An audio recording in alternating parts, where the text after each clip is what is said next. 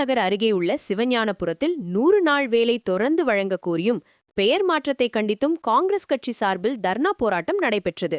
இதில் கலந்து கொண்ட பின் விருதுநகர் நாடாளுமன்ற உறுப்பினர் மாணிக்கம் தாகூர் செய்தியாளர்களுக்கு பேட்டியளித்தார். அப்போது அவர் கூறியதாவது: 100 நாள் வேலைவாய்ப்பு திட்டத்தை காப்பதற்காக அகில இந்திய அளவையே காங்கிரஸ் கட்சியின் சார்பாக 6 கட்ட போராட்டங்கள் நடைபெற்று வருகின்றன. இன்று ஊராட்சிகள் தோறும் தர்ணா போராட்டத்தை நடத்தியுள்ளோம்.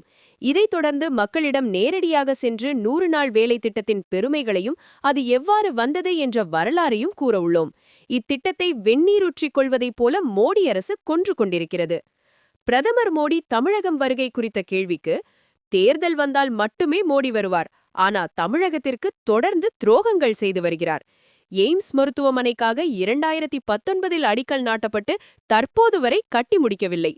மேலும் மதுரை, கோவை ஆகிய முக்கிய நகரங்களுக்கு வரவேண்டிய மெட்ரோ ரயில் திட்டம் ஒன்றிய அரசால் வரவில்லை. ஒசூருக்கு வரவேண்டிய விமான நிலையத்திற்கு அனுமதி வழங்கவில்லை. மதுரைக்கு விமான நிலைய விரிவாக்க பணிக்கும் புதிய ரயில் திட்டங்களுக்கும் முட்டுக்கட்டை போடுகின்றனர். வந்தே பாரத் ரயில் விருதுநகர் சந்திப்பில் நிற்க மறுக்கிறது. தமிழகத்தை மாற்றாந்தாய் மனப்பான்மையுடன் பார்க்கிறார் மோடி. பாஜகவிற்கு ஆதரவாக இடி, சிபிஐ, ஐடி ஆகிய அரசு அமைப்புகள் கடுமையாக இரவு பகல் பார்க்காமல் வேலை செய்து தமிழகத்தில் என்டிஏ கூட்டணியை உருவாக்கியுள்ளனர். ஆளுநர் சட்டசபையிலிருந்து வெளியேறிய கேள்விக்கு, தொடர்ந்து சட்டசபையிலிருந்து வெளியேறுவது அவரின் வியாதியாக உள்ளது. ஆளுநர் ரவிக்கு வந்த வியாதி அப்படியே கேரளா, கர்நாடகா மாநில ஆளுநர்களுக்கும் பரவியிருச்சு. இந்த தொற்று நோய்க்கு தடுப்பு மருந்து உடனே வழங்க வேண்டும் என்பதை பாராளுமன்றத்தில் வலியுறுத்துவோம் என்றார்.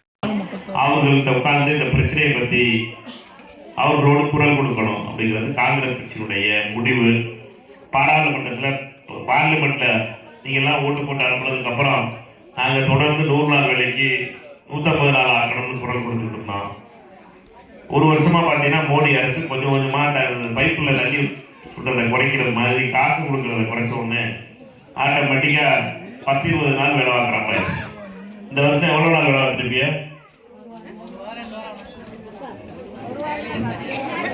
எடப்பாடி பழனிசாமியை ஒரு வருஷத்துக்கு முன்னாடியே முடிச்சு வச்சுட்டாங்க.